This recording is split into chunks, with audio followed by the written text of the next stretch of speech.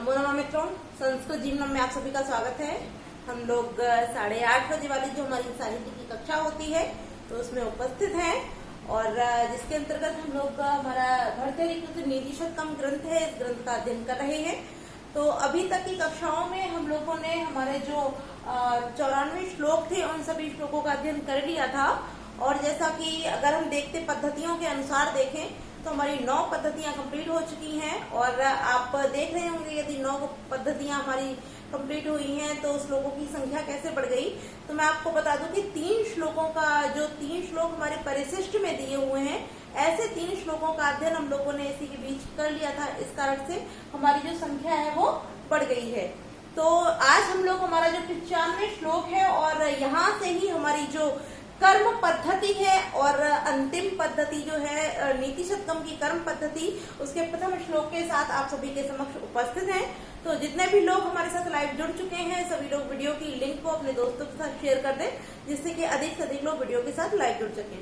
और आप सभी लोगों से एक अनुरोध है कि वीडियो को लाइक अवश्य किया कीजिए, साथ ही साथ अपने दोस्तों के साथ शेयर किया कीजिए और अधिक से अधिक लोगों को लाइव आने के लिए बोला कीजिए। साथ ही साथ आपकी जानकारी के जितने भी लोग हैं सभी को हमारे चैनल से अवश्य जोड़िए।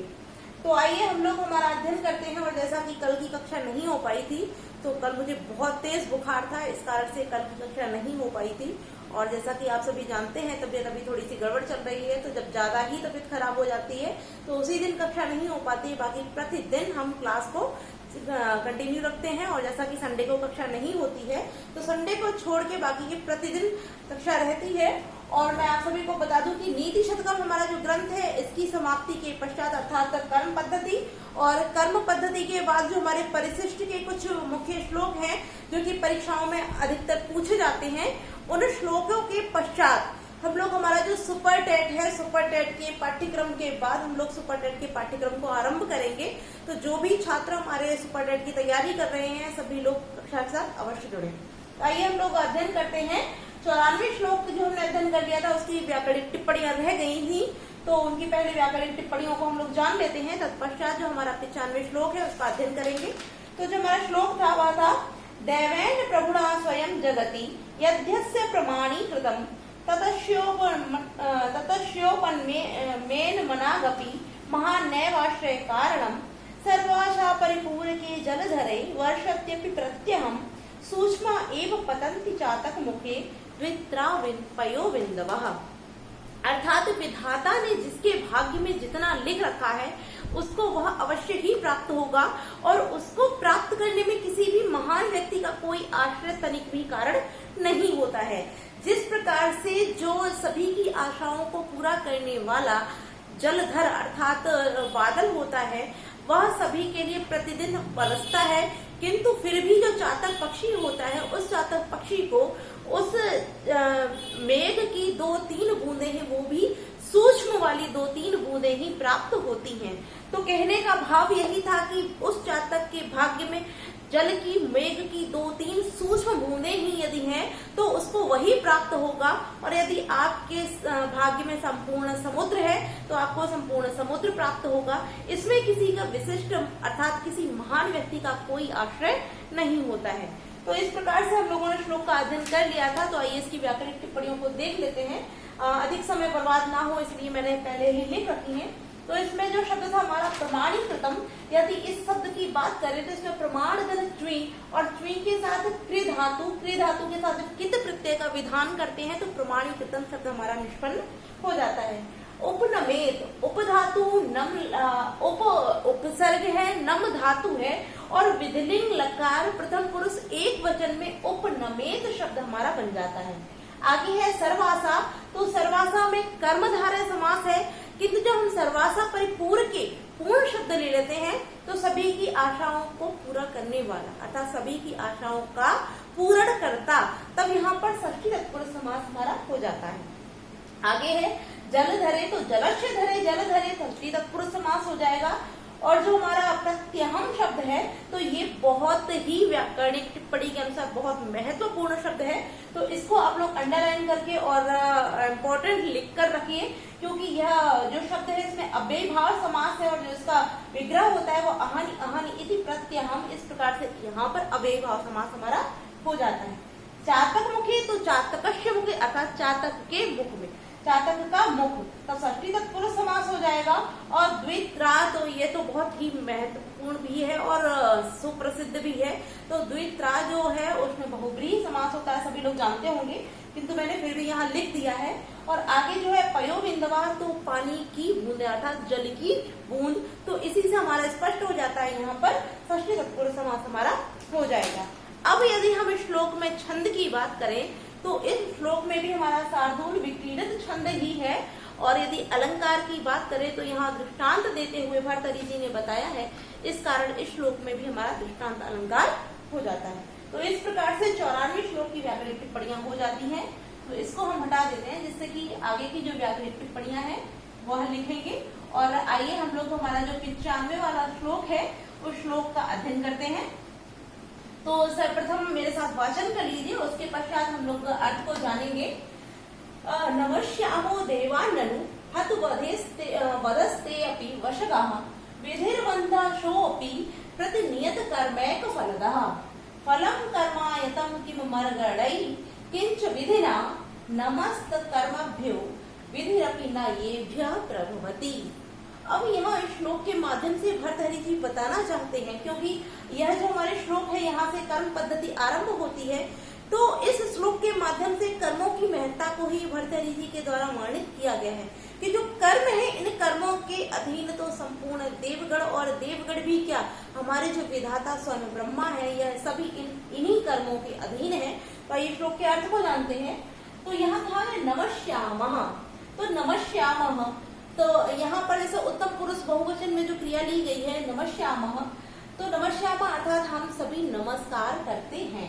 तो यानी कि हम सभी के द्वारा नमस्कार किया जाता है, ये नमस्कार करते हैं किसको? देवान, देवान माने देवताओं को, कि देवताओं को हम सभी नमस्कार करते हैं। आगे लिखा हुआ ननु, ननु माने किंतु या निश्चित ही। हत वधे, हत वधे अर्थात हत वधे, हत विधि तात्पर्य की दुष्ट विधाता की। ते अपि माने वे भी कौन? वे सभी अर्थात कौन? देवान, वह देवताओं देवता भी इस दुष्ट विधाता के वशगाह अर्थात अधीन है, कि हम सभी देवताओं को नमस्कार करते हैं। पहले तो भर्तृहरि जी कहते हैं कि जितने भी देवगण हैं हम इन सभी देवगणों को नमस्कार करते हैं। फिर कहते हैं किंतु या निश्चित ये सभी कौन? वे सभी देवता भी हतवधे दुष्ट विधाता अर्थात दुष्ट भाग्य के वशगाह, वश में है तात्पर्य अधीन है, कि ये सभी विधाता भी किसके अधीन है? भाग्य के ही या दुष्ट विधि के ही, विधाता के ही अधीन है। आगे कह रहे हैं कि विधिर्बंधा, तो अब क्या करना चाहिए? जब यह सभी जो जितने भी देवगण हैं यह विधाता के अधीन है, तो क्या करते हैं कि विधि बंधा, इस विधि की ही वंदना करते हैं, अर्थात इस विधाता की ही वंदना करते हैं। फिर कह रहे हैं कि सोपी, वह भी कौन? वह विधाता भी प्रतिनियत कर्मैक फलदा, कि प्रतिनियत यानी कि पूर्व निर्धारित कर्मई, कर्मों के अनुसार फलदा, फलों को देने वाला है, कि यह विधाता भी, वह भी अर्थात वह विधाता भी पूर्व से निर्धारित, प्रतिनियत जो निश्चित है किसके? कर्मों के फल के, निश्चित किए हुए कर्मों के फलों को देने वाला है, कि यह विधाता भी जो फल देता है वो किसके अनुसार देता है? कर्मों के अनुसार ही फल देने वाला है। आगे कहते हैं फलम कर्मायतम, यदि फलों को कर्मायतम, यह कर्म ही देता है, अर्थात कर्मों को देने वाला, यत माने जो, फलम माने अर्थात फलों को देने वाला जो यह कर्म है, तो किम अमर गणई, जब हम संधि विच्छेद करेंगे तो अमर हो जाए किम धन अमर, तो यहाँ हलंत हो जाए किम माने किम, क्या? अमर गणई, अमरगण, अमरगण कौन होते हैं? जो अमर है अर्थात देवगण, कि जो देवगण है तो उनका किम माने क्या प्रयोजन, तब ऐसे देवगणों का क्या प्रयोजन या क्या लाभ? किंच विधिना, इसको भी संधि विच्छेद करेंगे तो क्या हो जाए? किम धन च किंच, तो किंच च माने और किम माने क्या प्रयोजन, किसका? विधिना भाग अर्थात विधाता का, तब विधाता का भी क्या प्रयोजन या क्या लाभ। आगे कहते हैं कि नमस्तत् कर्मभ्यो, तब नमः माने नमस्कार, तत् माने उन कर्मभ्यो, उन कर्मों को ही नमस्कार है। तब किसको नमस्कार? तब उन कर्मों को ही नमस्कार है। विधिरपि न येभ्यः प्रभवति, विधि माने विधाता भी, ना माने नहीं, येभ्यः माने जिनके लिए, प्रभवति माने समर्थ है, अर्थात जिनके लिए विधाता भी समर्थ नहीं है, तब उन कर्म, तब माने वह, तत् माने वह उन कर्मों को, कर्मभ्य माने कर्मों को, नमः माने नमस्कार है। तब उन हम कर्मों को ही नमस्कार करते हैं जिनके लिए विधाता भी समर्थ नहीं है, अर्थात जिन कर्मों के लिए विधाता भी समर्थ नहीं है, अर्थात विधाता भी उन कर्मों के परिणामों को नहीं बदल सकता है, ऐसे इन कर्मों को ही हम नमस्कार करते हैं। पुनः अर्थ को देख लेते हैं कि नमस्यामो देवानां, अर्थात देवताओं को हम सभी नमस्कार करते हैं। जैसे कि हम सभी जानते हैं, यदि हम कोई कार्य करना चाहते हैं तो उससे पहले हमारे जो इष्ट देव इत्यादि होते हैं उनको नमस्कार करते हैं। तो वही कहा गया कि हम अपने देवता, हम सभी देवताओं को नमस्कार करते हैं, किंतु यह देवता भी दुष्ट विधाता के, अर्थात दुष्ट भाग्य के ही वश में है, अर्थात अधीन है। तब ऐसे दुष्ट, अब यहाँ से अर्थ लेंगे किम अमरगढ़ी, अर्थात तब ऐसे देव लोगों से या देवताओं से किम माने क्या प्रयोजन। तो फिर हम क्या करेंगे? फिर हम इस विधाता अर्थात भाग्य की ही वंदना करेंगे कि विधिर्वंदा, तो भाग्य की ही वंदना है, अर्थात भाग्य को ही नमस्कार करते हैं, किंतु वह भी कर्मों के निश्चित फल को ही देने वाला है, अर्थात जो हम कर्म करेंगे उन कर्मों के आधार पर ही हमको फलों को प्रदान करने वाला है। तब कह रहे हैं कि फलों को कर्मायतम, कर्म ही प्रदान करता है, तो ऐसे देवगणों से क्या प्रयोजन और ऐसे विधिना भाग्य या विधाता का भी क्या प्रयोजन या क्या लाभ। नमः तत् कर्मभ्यो, तत् माने उन कर्मभ्यो माने कर्मों को, नमः माने नमस्कार है, तब उन कर्मों को ही नमस्कार है। येभ्य माने जिनके लिए, विधिरपि विधाता भी, प्रभवति अर्थात जिन कर्मों को विधाता भी प्रभावित नहीं कर सकता है, ऐसे कर्मों को भी फिर नमस्कार है। येभ्य माने जिन, विधि माने विधाता भी, प्रभवति माने प्रभावित, न माने नहीं, जिनको विधाता भी प्रभावित नहीं कर सकता है, फिर हम सीधे सीधे उन कर्मों को ही नमस्कार करते हैं, अर्थात उन कर्मों के ही हम नतमस्तक हो जाते हैं। तो श्लोक का अर्थ जो है स्पष्ट हो गया होगा। आइए अब देखते हैं यहाँ से जो बनने वाले प्रश्न हैं उनको। तो सबसे पहले तो प्रश्न हमारा यही बन जाएगा कि देवगण किसके अधीन है, अर्थात किसके वश में है। तो इस प्रश्न का हो जाएगा कि हतवधे, अर्थात जो दुष्ट विधाता है इसके अधीन कौन रहता है? देवगण। और इसको पलट के इस प्रकार से भी पूछा जा सकता है कि हतवधे अर्थात दुष्ट विधाता के वश में कौन होता है, तो या दुष्ट विधाता के अधीन कौन है? तो देवगण जो है जिनको हम नमस्कार करते हैं, ऐसे देवगण दुष्ट विधाता या भाग्य के अधीन होते हैं। अगला प्रश्न कि विधाता किसके अनुसार कर्म वो फलों को प्रदान करता है, तो विधाता भी कर्मों के, निश्चित कर्मों के आधार पर ही, अर्थात कर्मों के आधार पर ही निश्चित फलों को प्रदान करने वाला है। और अंत में अगर प्रश्न जो अंतिम पंक्ति है इसको देकर के पूछ दिया जाए कि इस श्लोक की, अर्थात इस पंक्ति में कि जो कवि है उन्होंने किसको नमस्कार करने को बोला है, तो किसको हो जाए? कर्मभ्यो अर्थात कर्मों को। क्यों? क्योंकि इन कर्मों के प्रभाव को तो विधाता भी प्रभावित नहीं कर सकता है और इसके लिए विधाता भी स्वयं समर्थ नहीं होता है। तो इस प्रकार से हमारे प्रश्न बन सकते हैं। आइए अब देख लेते हैं इसकी जो व्याकरणिक टिप्पणियां हैं, क्योंकि श्लोक का अर्थ हम लोगों ने देख लिया, हमारे जो महत्वपूर्ण प्रश्न थे वह प्रश्न हो गए हैं। और अब जो यहाँ व्याकरणिक टिप्पणियां हैं, आइए उन टिप्पणियों को जानते हैं और फिर हम आगे बढ़ते हैं। तो यहाँ सबसे पहले जैसा हमारा शब्द दिया नमस्यामा, तो नमस्यामा में हमने पहले ही बता दिया लृट लकार हो जाता है, किंतु यदि हम इसकी उत्पत्ति की बात करें तो इसमें नमस धातु है और नमस धातु के साथ जब हम किच प्रत्यय का विधान करते हैं तब यह लिट लकार उत्तम पुरुष बहुवचन की क्रिया बनकर नमस्यामा शब्द हमारा हो जाता है। और देवान में जैसा आप देख ही रहे हैं, देवान शब्द द्वितीय व्यक्ति बहुवचन में हो जाएगा देवान। देवान, आगे देखते हैं हत वधेस ते अपि। तब यहाँ हत वधे और सा को विसर्ग हो जाएगा, वधे धन ते विसर्ग संधि हो जाएगी, और ते धन अपि तो एंग पदांतर सूत्र से यहाँ पूर्व रूप हमारी संधि हो जाती है। आगे देखते हैं यहाँ पर जो हमारा शब्द लिखा हत वधे, तो यहाँ हत च असो विधि, तब यहाँ कर्मधारय समास हमारा हो जाता है, क्योंकि विशेषण विशेष से प्रयोग करने के कारण इसमें कर्मधारय समास हो जाएगा। आगे हमारा जो शब्द है विधिर बंधा, तो यहाँ बंध शब्द जो लिखा हुआ है इसको देख लेते हैं। इसमें बंध धातु है और इसके साथ में बंध धातु के साथ हमारा नियत प्रत्यय है। नियत प्रत्यय के विधान से बंधन शब्द हो जाता है। सोपि, यहाँ सधन अपि विसर्ग संधि, किंतु यदि सोधन अपि करेंगे तो हमारी पूर्व रूप संधि हो जाएगी। प्रतिनियत कर्मई, कर्मई जैसे आप देख रहे हैं यहाँ पर भी हमारी कर्मयक धन फलदह, यहाँ पर भी तृतीय बहुवचन हो जाएगा और संधि विच्छेद करेंगे तो विसर्ग संधि हो जाती है। अब जैसे कि यहाँ हमारा शब्द है फलदा, फलदा की बात करें तो यहाँ फल, फल के साथ दा और दा के साथ का प्रत्यय के विधान से फलदा शब्द हमारा निष्पन्न होता है। किम धन अमर गड़ई, यहाँ पर भी हमारी अनुस्वार संधि हो जाएगी मो अनुस्वारा से, और किंच विधिना, तो किम धन च किंच विधिना, तब यहाँ हमारी परसवर्ण संधि हो जाएगी, क्योंकि परसवर्ण संधि हो गई। और आगे यदि हम नमः धन तत् धन कर्मभ्यो, तो नमः धन तत् यहाँ विसर्ग संधि हो जाएगी विधिरपि, तो विधि धन अपि विधिरपि, यहाँ पर भी हमारी विसर्ग संधि है।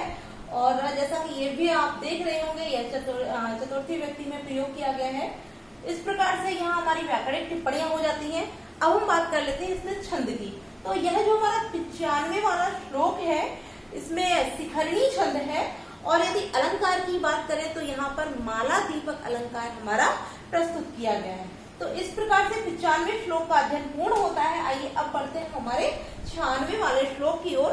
तो पहले इसका वाचन करते हैं और फिर इसके अर्थ को जानते हैं। तो सबसे पहले आप लोग मेरे साथ वाचन कर लीजिए, फिर इसके अर्थ को जानेंगे। तो ब्रह्मायेन कुलालवन्यमितो ब्रह्मांड भाण्डोदरे विष्णुरेन दशावतार गहने क्षिप्तो महासंकटे रुद्रो येन कपालपाणिपुटके भिक्षाटनं कारितः सूर्यो भ्राम्यति नित्यमेव गगने तस्मै नमः कर्मणे, तस्मै नमः कर्मणे। तो आइए अब जानते हैं इसके श्लोक के अर्थ को। तो जैसा कि आप लोग अंतिम पंक्ति में देख रहे हैं, तस्मै नमः कर्मणे, अर्थात अर्थात हम सभी के द्वारा इन कर्मों को ही नमस्कार किया जाता है। तो इस श्लोक के माध्यम से ही कर्मों की महत्ता को ही वर्णित किया गया है। आइए अर्थ को जानते हैं। जो ब्रह्मा, जैसे कि हम सभी जानते हैं, जो ब्रह्मा सृष्टि की रचनाकार है, विधाता है, सभी की जो सृजन करता है वो ब्रह्मा है। तो ब्रह्मा के विषय में ही बोला गया कि जो ब्रह्मा है, ये न माने इन ब्रह्मा को क्या किया है, कुलालवत। जब हम संधि विच्छेद करेंगे तो हो जाएगा कुलालवत। कुलाल माने होता है कुम्हार, जैसा कि हम पूर्व में भी एक श्लोक में अध्ययन कर चुके हैं कुलाल शब्द का। तो कुलालवत अर्थात कुम्हार के समान नियुक्त कर दिया गया है या निर्धारित कर दिया गया है।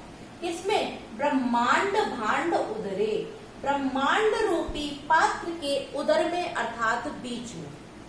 अर्थ को देखते हैं कि जिन ब्रह्मा को, अर्थात ये माने जिसके द्वारा, जिसने, ये माने जिसने, जिसने किसने। अब यहाँ कर्मों की महत्ता को ही बताया गया, तो कर्मों की ही बोलेंगे कि ये माने जिन कर्मों ने ब्रह्मा को भी ब्रह्मांड रूपी पात्र के उदर में अर्थात ब्रह्मांड रूपी पात्र के बीच में श्रेष्ठ कुलालवत तात्पर्य कुम्हार के समान नियमित माने नियुक्त कर दिया है कि इस सृष्टि के सृजन के लिए जिन कर्मों ने साक्षात ब्रह्मा को भी इस संपूर्ण ब्रह्मांड रूपी जो एक पात्र, अर्थात यहाँ ब्रह्मांड को एक पात्र की उपमा, एक बर्तन की उपमा देते हुए कह रही हैं कि ब्रह्मांड रूपी पात्र के उदर अर्थात बीच में, मध्य में, कैसे एक कुम्हार के समान, जैसे कुम्हार एक बर्तन को बनाता है, उसी प्रकार इस सृष्टि के सृजन के लिए ब्रह्मा को भी इस कुम्हार के समान ही नियुक्त कर दिया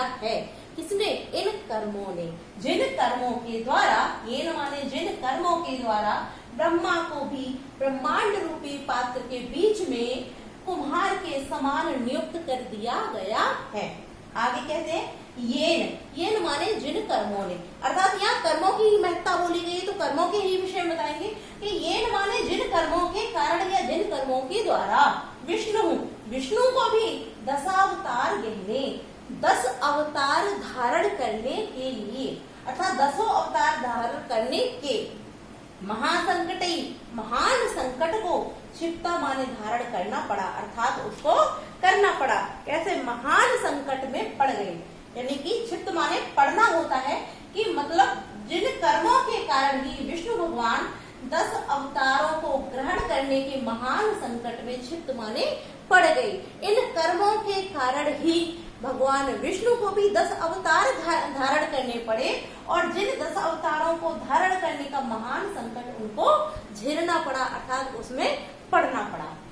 आगे कहते हैं ये माने जिन कर्मों ने रुद्र, साक्षात भगवान शिव को ही हम रुद्र के नाम से भी जानते हैं, कि रुद्र को कपाल कहते हैं, जो नरमुंड होते हैं, अर्थात जो खोपड़ी का हिस्सा होता है, तो जो जले हुए व्यक्तियों की खोपड़ी होती है उसको कपाल बोलते हैं, कि कपाल को पानी फुट के, पानी माने हाथों की अंजलि में लेकर के भिक्षाटनम, भिक्षा पात्र बना करके उसको भिक्षा मांगने के लिए कार्यक्रम माने कराया गया, अर्थात भिक्षा पात्र बनाकर भिक्षाटन कराया। किसने? इन कर्मों ने ही, कि इन कर्मों ने ही रुद्र को भी हाथ की अंजलि में नरमुंड को भिक्षा पात्र के समान लेकर के भिक्षाटनम कारितः, भिक्षाटन कराया। आगे कहते हैं सूर्यो भ्राम्यति नित्यमेव, और नित्यम माने नित्य ही, रोज एव माने ही, कि रोज ही गगने माने आकाश में या आसमान में, सूर्य भ्राम्यति माने घूमता है, कि नित्य ही आकाश में सूर्य भी घूमता है। ये न माने किसके कारण? इन कर्मों के कारण ही। तो पुनः देखते हैं कि ये न माने जिन कर्मों ने साक्षात ब्रह्मा को ब्रह्मांड रूपी पात्र के मध्य में कुम्हार के समान नियुक्त कर दिया, और जिन कर्मों के कारण ही भगवान विष्णु को भी 10 अवतार धारण करने के महासंकट में पड़ना पड़ा। आगे कहते हैं इन कर्मों ने ही रुद्र को भी हाथ की अंजलि में नरमुंड को भिक्षा पात्र बनाकर, या नरमुंड रूपी भिक्षा पात्र में भिक्षाटनम कार्यता, भिक्षाटन कराया, अर्थात दर दर का भिखारी बनाया, अर्थात उनसे भिक्षा मंगवाई। और इन कर्मों ने ही, इन कर्मों के कारण ही नित्य ही आकाश में सूर्य घूमता है। किसके कारण? इन कर्मों के कारण ही। तस्मै नमः कर्मणे, तब हम सभी इन कर्मों को नमस्कार, इन कर्मणे माने कर्मों को, नमः माने नमस्कार करते हैं, तब हम सभी इन कर्मों को ही नमस्कार करते हैं। तो इस प्रकार से श्लोक का अर्थ मुझे लगता है आप सभी के लिए स्पष्ट हो गया होगा। और यदि आप सभी को कोई दिक्कत हुई हो तो आप लोग कमेंट करके अवश्य बताएं, वरना मुझे पूरी उम्मीद है कि श्लोक का अर्थ अच्छे से स्पष्ट हो गया होगा। तो आइए अब इसके जो प्रश्न पढ़ सकते हैं उनको देख लेते हैं। तो सर्वप्रथम प्रश्न यही बनता है कि भर्तृहरि द्वारा इन श्लोकों के माध्यम से किसको नमस्कार किया गया है। तब यहाँ आप जैसे देख ही रहे हैं कि कर्मणि अर्थात कर्मों को ही नमस्कार किया गया है। आगे दूसरा प्रश्न हमारा यह बन सकता है कि इन कर्मों के द्वारा ब्रह्मा से क्या कार्य करवाया गया, अर्थात ब्रह्मा को, या तो प्रश्न इस प्रकार से पूछ सकता है कि इन कर्मों अर्थात किसके द्वारा ब्रह्मा को ब्रह्मांड रूपी ब्रह्मांड भांडोदर अर्थात ब्रह्मांड रूपी पात्र के उदर में कुलालवत नियुक्त किया गया। तब हो जाएगा ये कर्म, अर्थात इन कर्मों के द्वारा।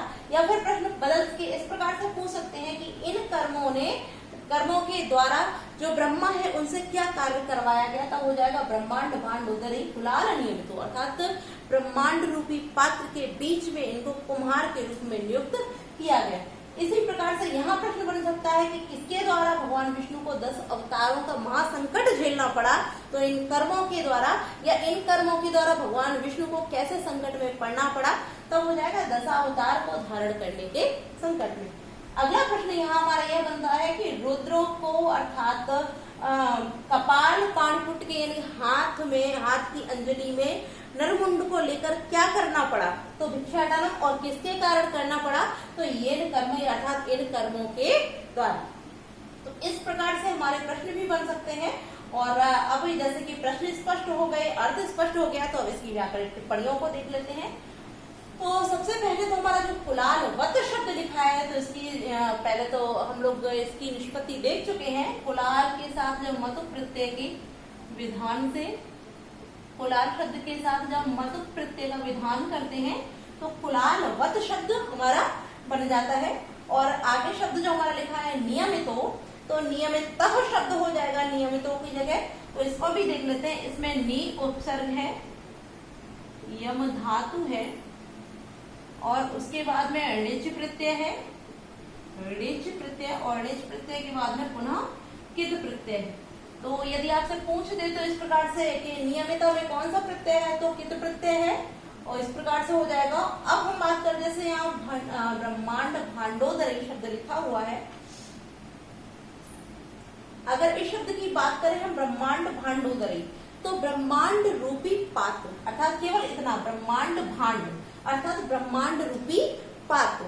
तब यहाँ ब्रह्मांड रूपी पात्र शब्द में जो हमारा, अगर हम अलंकार की बात करें तो यहाँ रूपक अलंकारों को बाद में देख लेंगे, आगे देखते हैं। ब्रह्मांड भांडोदरी, तो ब्रह्मांड भांड धन उदरे, यहाँ पर हमारी गुण संधि हो जाती है। आगे देखते हैं विष्णु, यहाँ विसर्ग संधि हो गई है। और दशावतार गहने तो महासंकटे, अब जब हमारा दशावतार शब्द जो है, इसमें हमारा जो दशावतार शब्द यहाँ कर्मधारय समास हो जाएगा। दशावतार जो शब्द है इसमें कर्मधारय समास हमारा होगा। तो इसका जो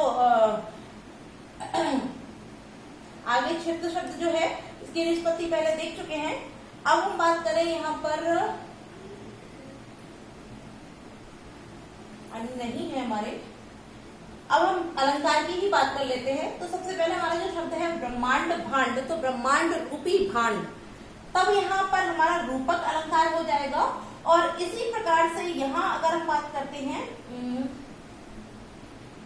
अन्य नहीं है शब्द यहाँ पर भी कोई, नित्यमेव शब्द की बात करें तो यहाँ पर भी हमारी मौन स्वर सूत्र से अनुस्वार संधि हो जाएगी।